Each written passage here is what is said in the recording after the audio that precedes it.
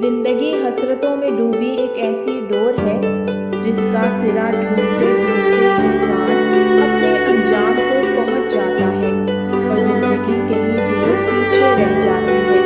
जिंदगी दुखों का मजमुआ है जिसको हर हाल में जीना है।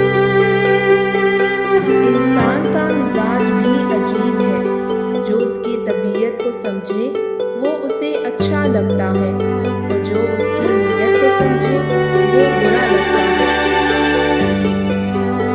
वो लम्हा मौत से भी ज्यादा तल्ख होता है जब कोई साहिबे ज़र्फ किसी कमज़र्फ का मोहताज हो जाए।